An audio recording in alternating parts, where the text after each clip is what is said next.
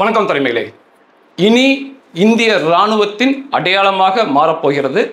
ஒவ்வொரு இந்திய இராணுவ வீரரின் கைகளிலும் இருக்கப் போகிறது உலகத்திலேயே ஈடு இணையற்ற இயந்திர துப்பாக்கி AK-203.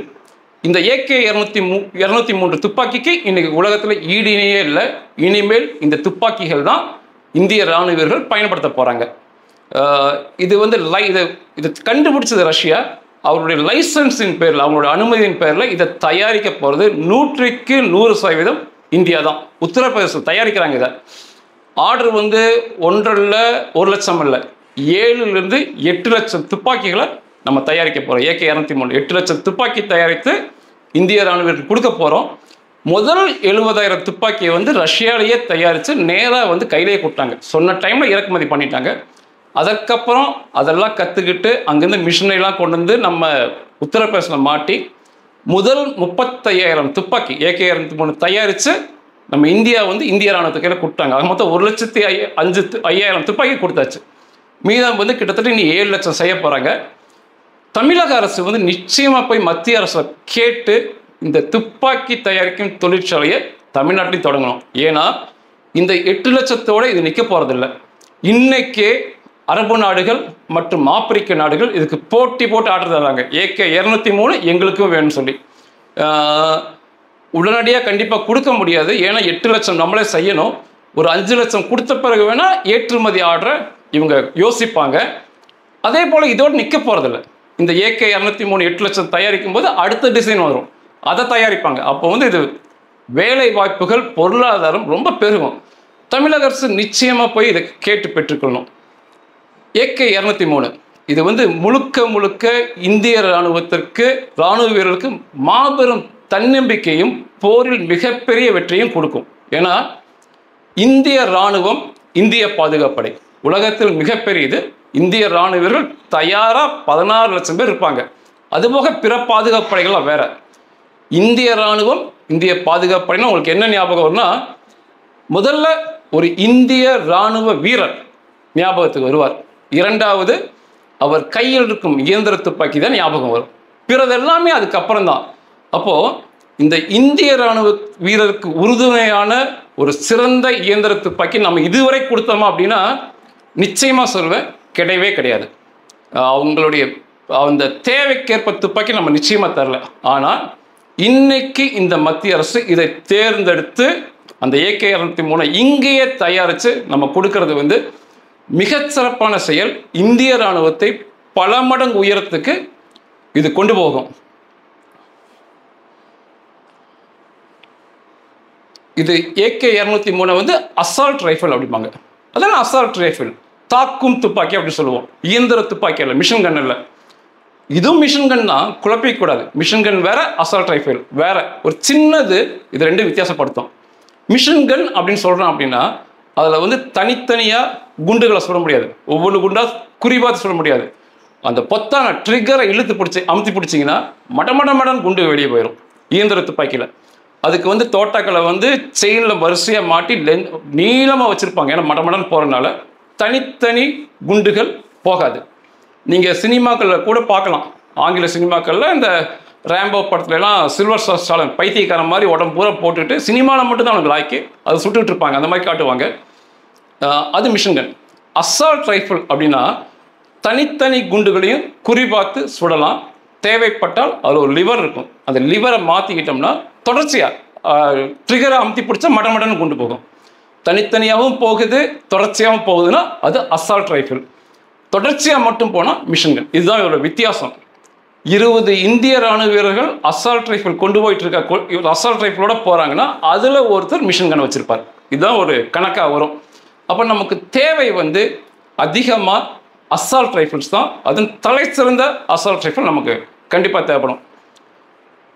இது ஒரு நல்ல தேர்வு, புத்திசாலித்தனமான இந்த நம்ம பிரதமர் மோடிஜி பண்ண தேர்வு அப்படின்னு இதை எதாவது சொல்ல முடியும்னா, AK-203ங்கிறது AK-47 அதாவது கலோஸ்னிக் ஃபேமிலி ரஷ்யாவில் இருக்காங்க, அந்த குடும்பத்தின் தயாரிப்பு. AK-203 AK-100 வரிசையில் இன்றைக்கு இதுதான் நவீனமானது, அதிக தாக்குதல் சக்தி கொண்டது. ரஷ்யாவில் இது யாருக்கு கொடுத்துருக்காங்க அப்படின்னா ரஷ்யாவில் வந்து சிறப்பு அதிரடிப்படை இருக்குது, கமாண்டோஸ், ஸ்பெட்னாஸ் அப்படிம்பாங்க, ஸ்பெஷல் அசைன்மெண்ட் குரூப், இதுதான் அவங்களோட பேர். வேற லெவல் கமாண்டோஸ். ஸ்பெட்னாஸ் வந்து வேற லெவல், உலகத்தில் வேற லெவல் கமாண்டோஸ் அவங்களாம். அவங்க கையில் மட்டும்தான் AK-203 இன்னைக்கு இருக்குது. அந்த துப்பாக்கி இன்னைக்கு இந்தியாவில் இந்திய ராணுவ வீரர்கள் கையிலேயே, அனைத்து ராணுவ வீரர்கள் கையிலையுமே இனிமேல் AK-203 தான். அப்போ பார்த்துக்குங்க இந்த இந்த மத்திய அரசு எவ்வளோ சிறப்பாக செயல்பட்டு, உண்மையாகவே நிச்சயமாக பாராட்டலாம். அந்த அளவுக்கு ஒரு சிறப்பு மிக்க துப்பாக்கி. இது 8 லட்சம் தயாரிக்கணும்னா அதுக்கெல்லாம் சாத்தியம் வந்து இந்தியாவில் தயாரிக்கிறதுனால தான் சாத்தியம். ரஷ்யாவிலேருந்து டைரெக்டாக வாங்கினா கண்டிப்பாக முடியாது, ஏகப்பட்ட செலவாயிருக்கும். இந்த நிறுவனத்திற்கு ஒரு இந்திய இராணுவ அதிகாரி தான் முதலாளிங்கிற பெயரில் வச்சுருக்காங்க. 50.5% பங்கு இந்தியாவிட்ட இருக்குது, 49.5% பங்கு ரஷ்யாவிட்ட இருக்குது. 2 பேரும் சேர்ந்து செய்கிறாங்க.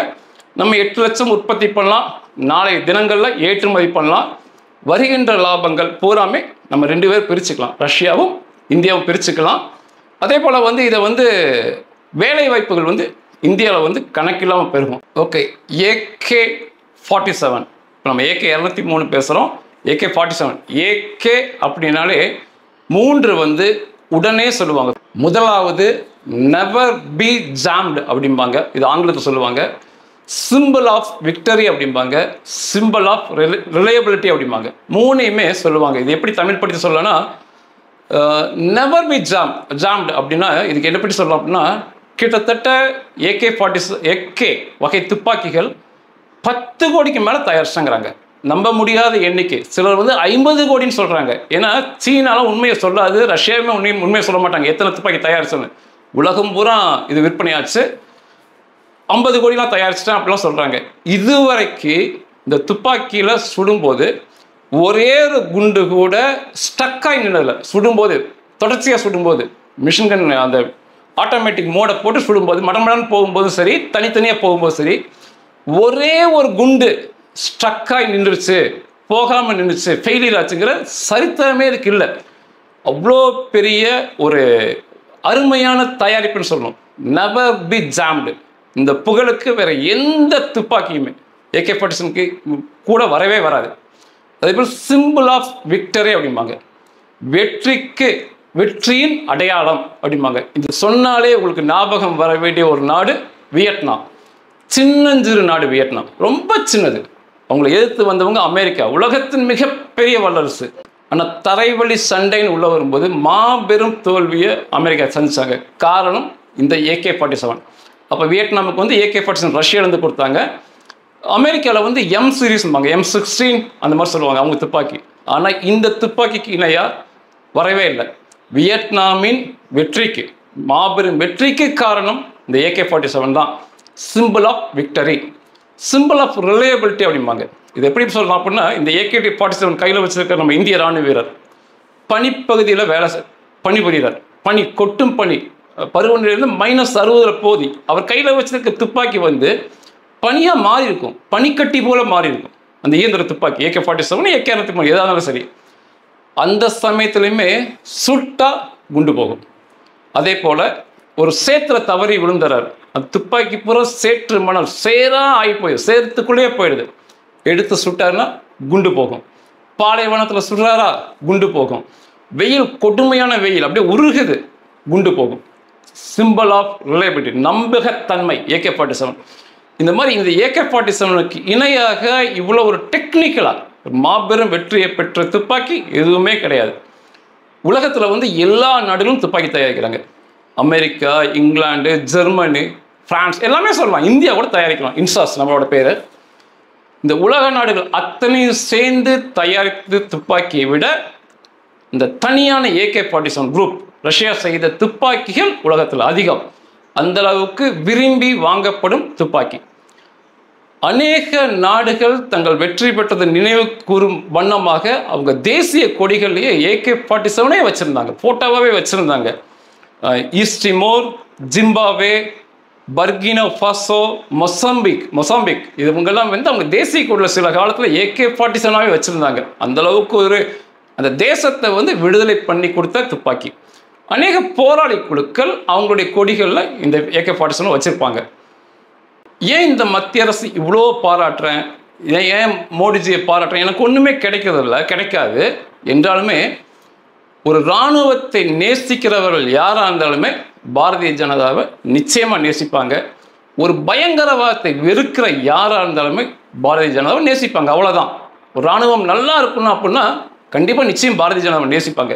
ஏன்னா இதுவரைக்கு இந்திய இராணுவ வீரர்களின் அடையாளமாக இருந்த துப்பாக்கி பல நாடுகள்லேருந்து வாங்கி கொடுத்துருக்கோம், கொஞ்சம் கொஞ்சமாக வாங்கி கொடுத்தோம். முக்கியமான துப்பாக்கின்னு பார்த்தா இன்சாஸ் அப்படிம்பாங்க. இது ஒரு இந்தியா தயாரிப்பு. INSAS Indian national small arms system தயாரித்தவங்க. இது இன்சாஸ். அதிகமான கம்ப்ளைண்ட் வந்து இந்த துப்பாக்கி மேலே தான், இன்சாஸ் மேலே தான். இது நானே சொல்கிற கஷ்டமாக இருக்குது. என்றாலுமே இந்த புகார்களை கொடுத்தது இந்திய இராணுவ வீரர்கள் தான் கொடுத்தது. இதில் முதல் புகார் அடிக்கடி ஜாம் ஆகிக்கும், அதாவது குண்டு போகாமல் ஸ்டக்காகி நின்றுக்கும். AK-47 never be jammed. இது இது அடிக்கடி இந்த குண்டுகள் போகாமல் நின்றுக்கும். இந்த இன்சாஸ் இயந்திர துப்பாக்கி, அதில் தோட்டாக்களை மேகசினில் மாட்டியிருப்பாங்க. ஒரு பிளாஸ்டிக் டப்பா மாதிரி வளைந்த டப்பாவில் மாட்டியிருப்பாங்க. அதிக பனினால் அந்த டப்பா உடஞ்சி குண்டுகள் கீழே வந்துடும், கிராக் ஆயிரும்.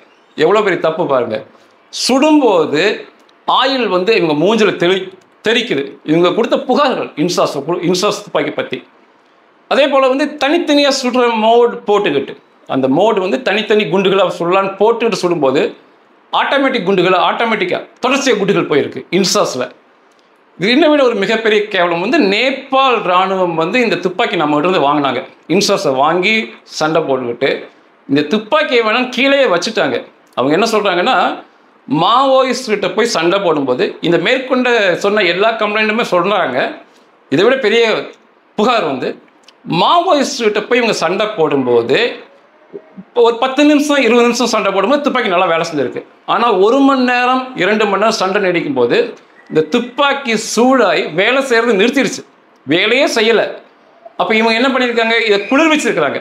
சும்மா 1 மணி நேரம் உட்காந்து இல்லை வேற ஏதாவது பண்ணி குளிர்விச்சு ஈரத்துணியில் தொடச்சி அப்படி குளிர்விச்சு திரும்ப சுட்டுருக்காங்க. இந்த துப்பாக்கியே வேணான்னு சொல்லி ஒதுக்கிட்டாங்க. இந்த இன்சாஸ் தான் இதுவரைக்கு இந்திய இராணுவ வீரர்கள் கையில் இருந்தது. கொஞ்சம் கற்பனை பண்ணி பாருங்க. இந்த துப்பாக்கியை வச்சுக்கிட்டு தான் அவங்க சீனா கூட சண்டைக்கு போயிருக்கிறாங்க, பாகிஸ்தான் கூட சண்டைக்கு போயிருக்காங்க. எவ்வளோ பெரிய கொடுமை பாருங்களேன். சீனா கூட ஒரு சண்டையில் தான் எழுதப்பட்டிருக்கு. ஒரு சண்டையில் இவங்க இன்சாஸ் வச்சுட்டு போயிருக்காங்க. சீனா அந்த காலத்திலேயே AK-47 வாங்கி அதுக்கு இணையான ஒரு துப்பாக்கி செகண்ட் காப்பி போட்டு செஞ்சுட்டாங்க. அப்போ யார் ஜெயிப்பா? துப்பாக்கியிலேயே முக்கியமான பொருளே மாறுபடுது. யார் ஜெயிப்பா? அதுதான் சொல்கிறது. இன்னைக்கு யாருமே யார்ட்டையுமே இல்லாத மிகச்சிறந்த துப்பாக்கியை நம்ம கொடுத்துருக்கோம். அதனால தான் இந்த அரசுகளை பாராட்டுறேன். அதே போல் இதில் இன்னொரு பெருமை இருக்குது. இந்த AK-203 ஒன்று ரஷ்யாவில் தான் உற்பத்தி பண்ணுறாங்க.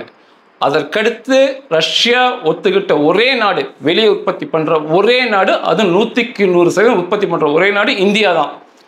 அதுதான் சொல்கிறது நம்பிக்கை.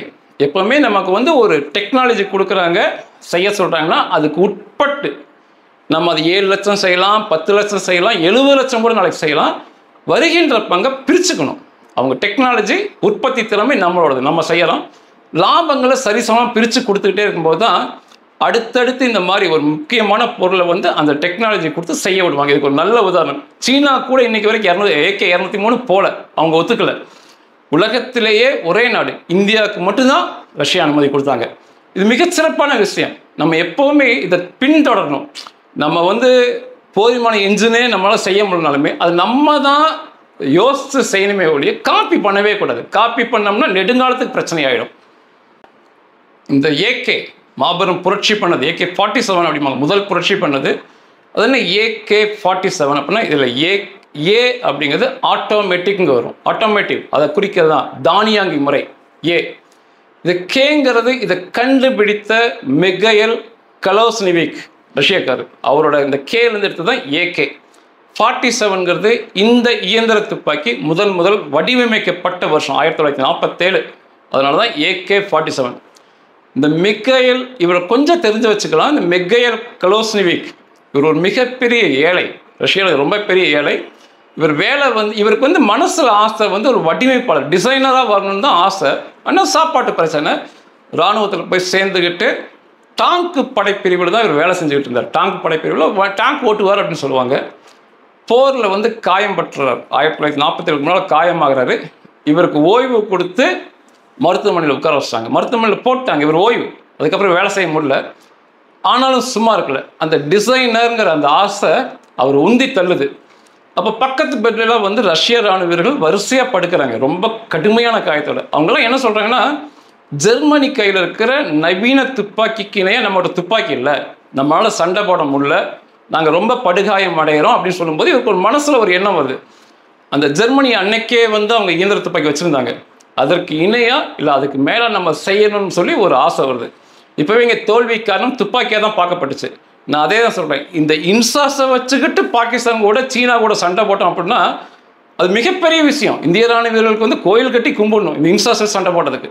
ஓகே, இப்போ இவரோட கலாஷ்னிக் மனசில் வந்து ஒரு நல்ல துப்பாக்கி செஞ்சு கொடுத்து இந்த தேசத்தை வெற்றி பாதையில் அழைச்சிட்டு போகணும்னு சொல்லி அவர் வடிவமைக்கிறார், படம் வரைகிறாரு, சின்ன சின்னதாக செய்கிறார். 1947 இந்த AK-47 தயாரிப்பதற்கு முன்னாடி வேறு சில இயந்திர துப்பாக்கிலாம் அவர் தயாரித்து கொடுத்தார். மிகைல் தயாரித்து ரஷ்யா கொடுத்தாரு. நிராகரிக்கப்பட்டது எல்லாமே. இது சரியில்லைன்னு தொடர்ச்சியை நிராகரித்தாங்க. 1947 முதல்ல AK-47 ஒன்று டிசைன் பண்ணி கொடுத்தாங்க. பிரமிச்சு போயிட்டாங்க ரஷ்யாக்காரங்க. ரஷ்ய ராணுவம் ஸ்தம்பிச்சு போயிட்டாங்க, இப்படி ஒரு துப்பாக்கியான்னு சொல்லி. அந்த AK-47 வந்து அவ்வளோ தாக்கும் திறன் மிக்கதை நீங்கள் ஒரு நிமிஷத்துக்குள்ளே முழுக்க பிரித்து முழுக்க மாட்டிடலாம். சொல்லி கொடுத்தா ஒரு சின்ன 10 வயசு பையன் பிரித்து மாட்டிடுவான். அந்த அளவுக்கு மிக எளிமையானது, தாக்குதல் திறன் மிக்கது. அதுதான் முக்கியம். AK-47 செஞ்சு கொடுத்தாரு. அதுக்கப்புறம் ரஷ்ய ராணுவம் அதை கையில் எடுத்துக்கிட்டு மடன் செய்ய ஆரம்பித்தாங்க. அதோட நட்பு நாடுகள் அதுக்கு விற்க ஆரம்பித்தாங்க.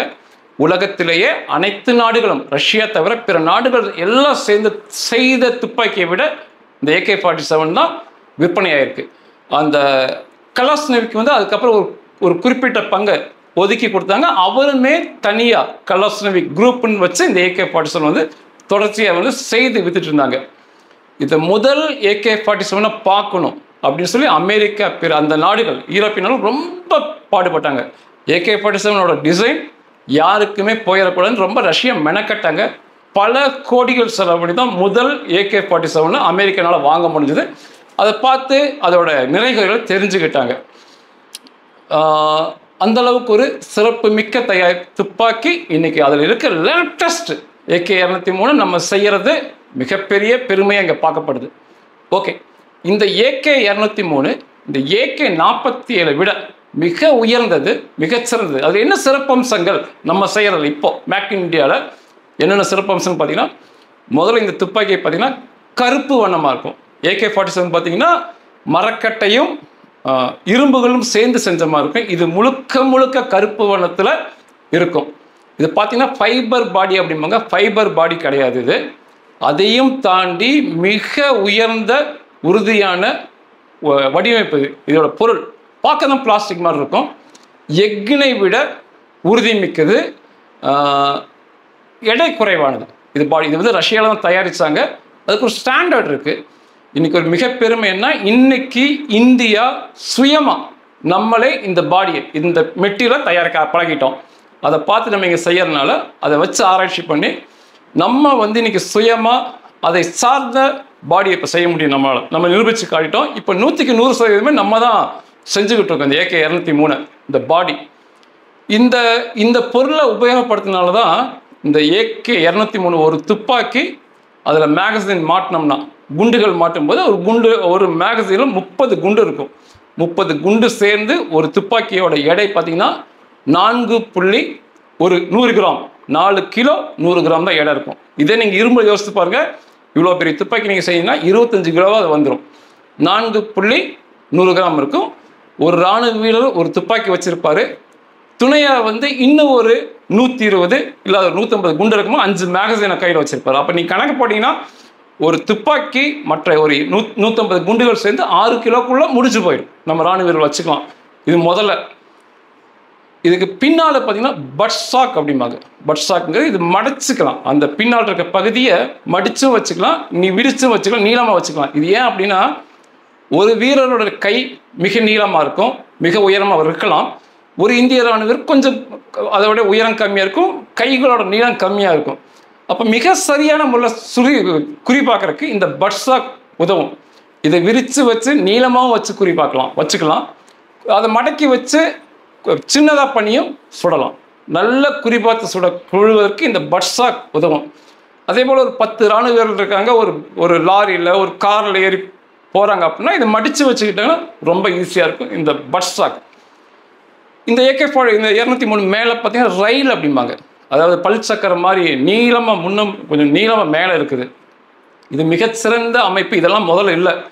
இது எதற்காக கொடுத்துருக்காங்கன்னா இதில் வந்து லேசரை வந்து மாட்டிக்கலாம், ஃப்ளாஷ் லைட்டை மாற்றிக்கலாம், இரவு நேரத்தில் ஃப்ளாஷ் லைட் மாற்றிக்கலாம், நைட் விஷனை இதில் மாட்டிக்கலாம், அப்புறம் டெலஸ்கோப் அதை இதில் மாட்டிக்கலாம்.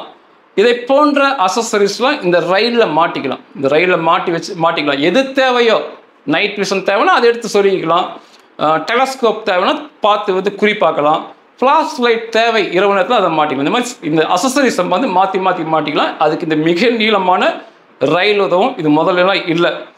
இது ட்ரிகரை ஒட்டி ஹேண்ட் கிரிப், மிக சரியான ஹேண்ட் கிரிப், வழுக்காது, வேர்வையாகாது, பிடிச்ச மாதிரி இருக்கும். இந்த ஹேண்ட் கிரிப் மிகச்சிறந்த ஹேண்ட் கிரிப். இதில் வந்து மேகசின் நீங்கள் இதில் பார்க்குறீங்க, குண்டுகள் போடுறது, மிகப்பெரிய குண்டுகள் 30 குண்டுகளை போட்டுக்கலாம். நீங்கள் பார்த்தீங்கன்னா ஒரு வாழைப்பழம் மாதிரி வளைஞ்சுதான் இருக்கும். நிச்சயமாக அப்படி தான் இருக்கணும், நேருக்கு நேராக இருக்கக்கூடாது. இந்த மேகசினுக்குள்ளே ஸ்ப்ரிங் இருக்கும். அந்த 30 குண்டுகளை அந்த ஸ்ப்ரிங்கை தள்ளி அழுத்தி வச்சுருப்பாங்க. அது ஸ்ப்ரிங்கு நல்லா லோட் ஆகிருக்கும். கீழே மேலே 30 குண்டுகள், இந்த பெரிய குண்டுகள் இருக்கும், மாட்டியிருப்பாங்க துப்பாக்கியில். அந்த ஒவ்வொரு குண்டாக தள்ளி சுடும்போது கீழே இருக்க ஸ்ப்ரிங் அடுத்த குண்டை மேலே தள்ளும். அந்த குண்டை வந்து நம்ம சுட்டுட்டோம்னா அந்த ஸ்ப்ரிங் வந்து அடுத்த குண்டை தள்ளி விடும். இந்த 30 குண்டையும் வரிசையாக தள்ளிகிட்டே இருக்கும். நெவர் பி ஜாம்ங்கிற காரணம் இந்த வடிவமைப்பு. இந்த வாழைப்பழம் மாதிரி இருக்கிறதுனால வடிவமைப்பு, அது கொடுக்கப்பட்டிருக்க ஸ்ப்ரிங்கு இந்த மெட்டீரியல் தான் அந்த 30 குண்டுகளையுமே ஒன்றன் பின் ஒன்றாக வரிசையாகவும் தள்ளும், தொடர்ச்சியாகவும் தள்ளிவிடும் அந்த ஸ்ப்ரிங்ஸ். இது வந்து மேகசின். இதில் இருக்க குண்டுகள் வந்து 7.62 mm இன்ட்டு 39 mm அப்படிம்பாங்க. இதுதான் அதோட குண்டுகளை சொல்லுவாங்க. இது நீங்கள் ஸ்கேலில் வச்சு படுக்க வச்சு பார்த்தீங்கன்னா, நிற்க வச்சு பார்த்தீங்கன்னா, அதோட அகலத்தை மொத்தமாக எடுத்துக்கிட்டிங்கன்னா 7.62 mm இருக்கும் இந்த குண்டோட அகலம். இதோட நீளத்தை வந்து ஸ்கேலில் வச்சு பார்த்தீங்கன்னா, இந்த முன்னால் இருக்க கடினமான இரும்பு முனை வந்து புல்லட்டுமாங்க. அந்த புல்லட் வந்து ஒரு குப்பியில் சொறி இருக்கும். அந்த குப்பியோட நீளம்தான் 39 mm, கிட்டத்தட்ட 40 mm வரைக்கும் அந்த குப்பி இருக்கும். அதை தான் நம்ம சொல்லுவோம். அதுக்கு மேலே இருக்க புல்லட்டை கணக்கெடுக்க மாட்டோம். அதுக்கு முன்னால் சொருகி வச்சிருக்கிறது தான் புல்லட் முக்கியமானது. இந்த குப்பிக்குள்ளே இருக்க கன் பவுடர் எரிஞ்சு அந்த புல்லட்டை வெளியே தள்ளி ஆட்களை கொல்ல உதவும். இந்த குப்பி வெளியே விழுந்துடும். இந்த குப்பிக்குள்ளே இருக்கிற பவுடர் SSNF 50 கன் பவுடர் அப்படிங்க. பொதுவாக கன் பவுடர் சொல்லுவோம். இந்த ஏகேல வந்து அவங்க உபயோகப்படுத்துறது SSNF 50. இது வெறும் 2 கிராம் தான் அந்த குப்பிக்குள்ளே இருக்கும். 2 கிராம் அதுதான் இருக்கும். அந்த 2 கிராம் தான் இவ்வளோ பெரிய வேலை பண்ணுறது. அப்போ அந்த கன் பவுடரோட வெடிமருந்தோட நீங்கள் இதை கற்பனை பண்ணிக்கங்க, சக்தியை கற்பனை பண்ணிக்கங்க. எவ்வளோ பெரிய சக்தி பாருங்கள். அந்த 2 கிராம் எரியறதுனால தான் இவ்வளோ பெரிய அந்த புல்லட் வெளியே போகிறது. இதை மொத்தமாக சேர்ந்து தோட்டாம்போம். இந்த குப்பியோட பின்பகுதியில் ஒரு பின் இருக்கும். அந்த பின்னை அடிக்கும் போது அந்த பின் ஃபயர் ஆகும், தீப்பொறி பரவும். அந்த தீப்பொறி அதுக்குள்ளே இருக்க அந்த கன் பவுடர் SSNF பற்ற வச்சு கொழுந்து விட்டு எரியும். நல்லா எரியும். பயங்கரமான ஃபோர்ஸ் உருவாகும், அழுத்தம் உருவாகும்.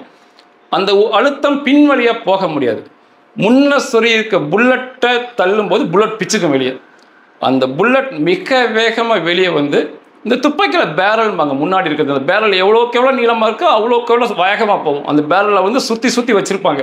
உள்ளுக்கு சுருள் அது சுருளாக தான் இருக்கும். அந்த புல்லட் சுருண்டு மிக வேகமாக வெளியே போய் எதிரிகளை வந்து கொல்லக்கூடியது. இதோட மசில் வெலாசிட்டி ஒரு செகண்டுக்கு 705 மீட்டர் போவாங்க. Muscle velocity. அது என்ன மசில் வெலாசிட்டி அப்படின்னா, இந்த துப்பாக்கியோட முனை வாய் அங்கே இருந்து போகிற குண்டோட வேகத்தை சொல்கிறது தான் மசில் வெலாசிட்டி. உள்ளே இருக்கிறதில்ல, அந்த வாயிலேருந்து வெளியே வந்த பிறகு கணக்கு போட்டோம்னா இந்த மசில் வெலாசிட்டி ஒரு நொடிக்கு 115 மீட்டர் போகும். சரியாக சொல்லணும்னா ஒரு நொடிக்கு 3/4 கிலோமீட்டர் தாண்டிடும். இதுதான் இதோட மசில் வெலாசிட்டி.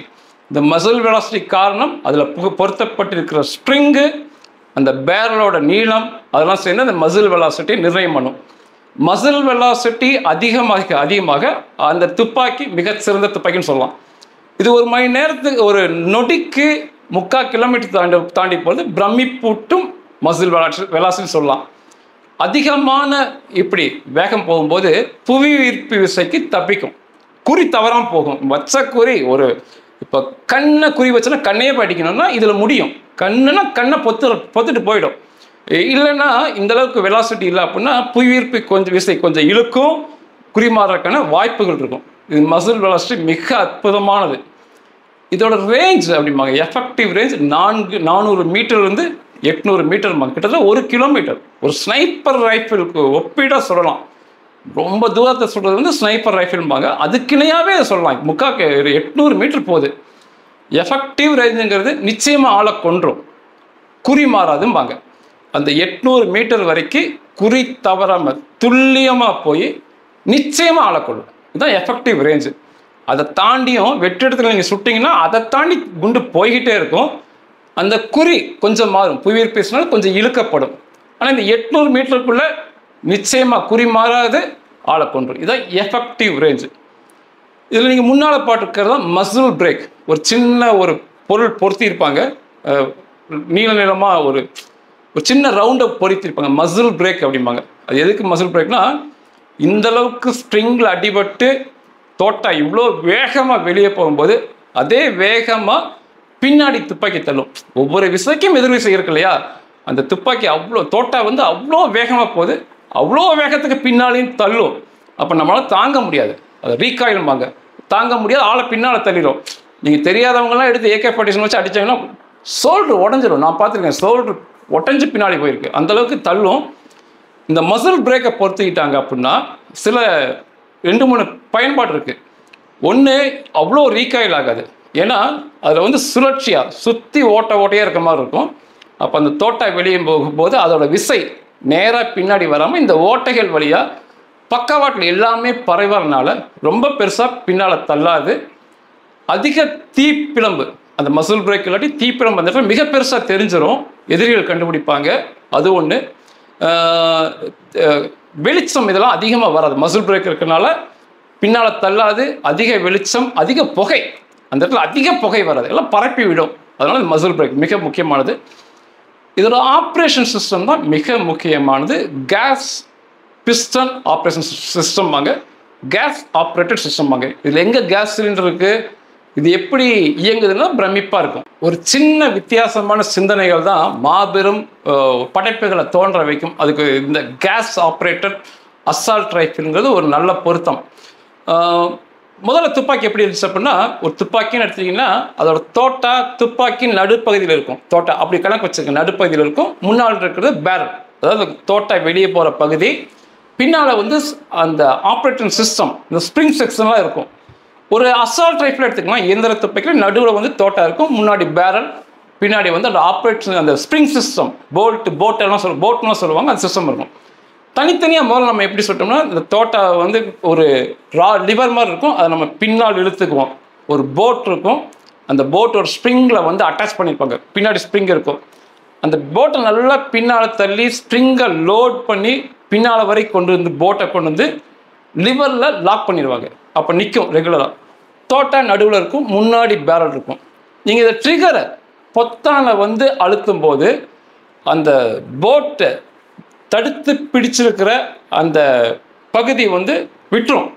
அப்போ அந்த போட் வந்து ஸ்ப்ரிங்கை லோட் பண்ணாலும் மிக வேகமாக வந்து இந்த தோட்டாவை அடிக்கும். தோட்டாவை பின்னாடி இந்த ஸ்பார்க் ப்ளக் அப்படிம்பாங்க, பற்ற வைக்கும் பகுதி இருக்கும், அது தீ பிடிச்சிக்கும். உடனே அந்த கவுன் பவுடர் வேகமாக எரிஞ்சு அழுத்தத்தினால அந்த மொத்த தோட்டாவில் முன்னால் இருக்க அந்த புல்லட் மட்டும் பிச்சுக்கிட்டு அந்த பேரல் வழியாக வெளியே போயிடும். வெளியே போய் ஆளை கொள்ளும்.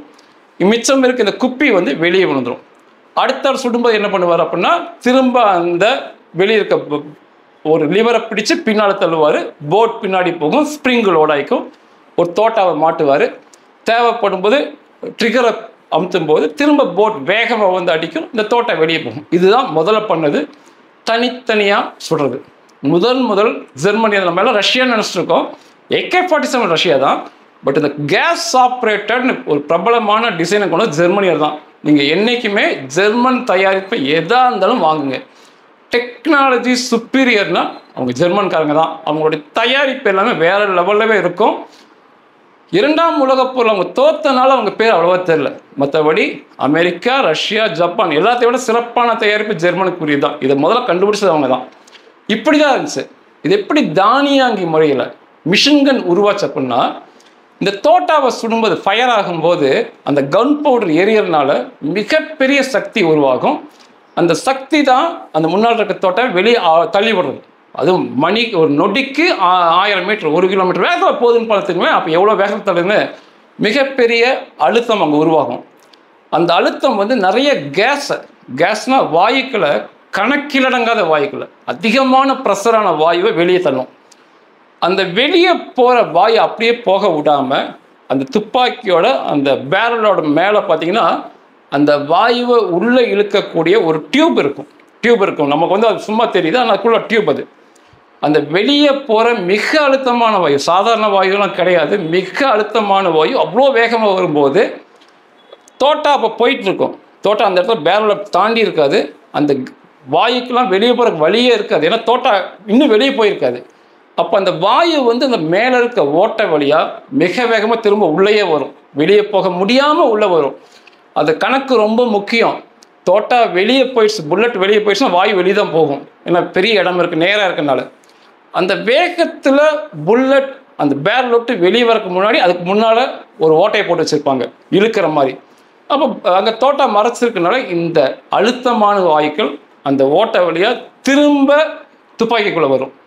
அப்போ நம்ம கையில் வந்து இழுத்து போட்டையும் ஸ்ப்ரிங்கையும் லோட் பண்ணோம். இந்த வாயு வெளியே உள்ளே வந்து அழுத்தத்தோட அந்த போட் அந்த ஸ்ப்ரிங்கெல்லாம் வாயுவே தள்ளி லாக் பண்ணும். திரும்ப சுடும்போது திரும்ப ஒரு தோட்டா போகும். அதே போல் வாயுக்கள் இருக்கும். அந்த கேஸ் திரும்ப உள்ளே வரும். ஆட்டோமேட்டிக்காக அந்த போட்டையும் ஸ்ப்ரிங்கையும் பின்னால் தள்ளி விட்டுரும். அப்போ இங்கே கீழே மேகசினில் வந்து ஸ்ப்ரிங்கில் இருக்கிற தோட்டாக்கள் 30 வரிசையாக இருக்கனால அதையும் ஒரு ஆள் தூக்கி வச்சுட்டு இருக்க தேவையே இல்லை. அந்த ஸ்ப்ரிங் அடுத்த தோட்டா மேலே தள்ளி விடும். நம்ம அதை சுடும்போது திரும்ப அந்த வாயுவின் கேஸ்னால் லோடான அந்த போட் ஸ்ப்ரிங் எல்லாம் திரும்ப வந்து அடிக்கும், ஃபயர் ஆகும். தோட்டா மட்டும் வெளியே போகும், கேஸ் உள்ளே வரும். திரும்ப போட்டை பின்னால் தள்ளி விடும், ஸ்ப்ரிங்கல் லாக் பண்ணி விடும். திரும்ப நம்ம சுடலாம். இப்போ நம்ம தொடர்ச்சியாக சுடலாம், ஒவ்வொன்றாவும் சுடலாம். லிவரை மாற்றி சட்ட தொடர்ச்சியாகவும் சுடலாம். இதுதான் கேஸ் ஆப்ரேஷன் சிஸ்டம். இதை யோசித்தது தான் மிகப்பெரிய புரட்சி. இது மிக எளிமையான முறையில் AK-47 இருக்குது. இதுதான் நம்ம AK-203 அதான் இருக்குது. 203 சிறப்பு அம்சங்கள். இன்றைக்கி உலகத்துக்கு இணையானது எதுவுமே கிடையாது. நிச்சயமாக 2 பேர்த்து இதுக்காக பாராட்டணும். ஒன்று, ரஷ்யா அந்த டெக்னாலஜியை கொடுத்து ஒரு 8 லட்சம் துப்பாக்கி தயாரிங்கன்னு சொல்லி 70,000 துப்பாக்கி அவங்களும் கொடுத்து இன்றைக்கி நம்ம 35,000 தயாரிச்சோம். அடுத்து 7 லட்சத்தை நோக்கி போயிட்டுருக்கோம். இந்திய இராணுவத்தையே மாற்றிட்டாங்க. இன்றைக்கி வந்து உண்மையாக பாராட்டலாம். அவங்களுடைய சிறப்பு அதிரடி பயிற்சி ஸ்பெட்னாஸில் இருக்கிற துப்பாக்கி நம்ம இந்திய இராணுவ வீரர்கள் ஒவ்வொரு கையிலும் இருக்கிறது மிகப்பெரிய பெருமை. ரஷ்யாக்கான பாராட்டுகள். 2வது மோடிஜிக்கு. நம்ம தான் தயாரிக்கணும், நம்ம தான் டிசைன் பண்ணணும், பிடிவாதம் காட்டாமல் இந்த இன்சாஸையே தூக்கி பிடிக்காமல் அதை தள்ளி விட்டுட்டு ஒரு மிகச்சரியான துப்பாக்கியை தேர்ந்தெடுத்து வாங்கி கொடுத்து எல்லாம் பண்ணதுக்கு மோடிஜி அரசாங்கத்துக்கு நிச்சயமான பாராட்டுக்கள். தமிழக அரசு இது பயன்படுத்திக்கங்க, வாங்குங்க. இந்த பர்மிஷன் வாங்கி இங்கேயும் செய்யுங்க. தொடர்ச்சியாக போகும். 8 லட்சம் இல்லை, 50 லட்சம் நோக்கி கூட போகிறதுக்கான வாய்ப்புகள் உண்டு. கடைசியாக ஒன்று சொல்லி முடிச்சுக்கிறேன். இந்த மிக்கையல் கலாஸ்னிக் வந்து தொடக்கத்தில் ரொம்ப பேட்டி கொடுக்கும்போது இது நியாயப்படுத்தி பேசினார். நான் செஞ்சது சரிதான், இந்த துப்பாக்கியை செஞ்சது சரிதானே. உலகத்திலேயே அதிக மக்களை கொன்ற முதல் பொருள் AK-47 தான். அணுகுண்டு கிடையாது, வேறு குண்டுகள் கிடையாது.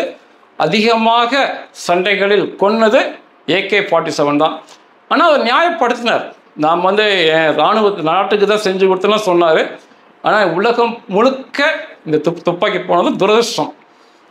கடைசி காலகட்டத்தில் வந்து அவர் மனசு மாறிட்டார். 94 வயசில் அவர் செத்து போனார். சாவதற்கு 1 வருஷத்துக்கு மேலே ஒரு கடிதம் எழுதினார் அந்த ரோமன் கேத்தலிக் திருச்சபைக்கு, ரஷ்யாவுக்கு.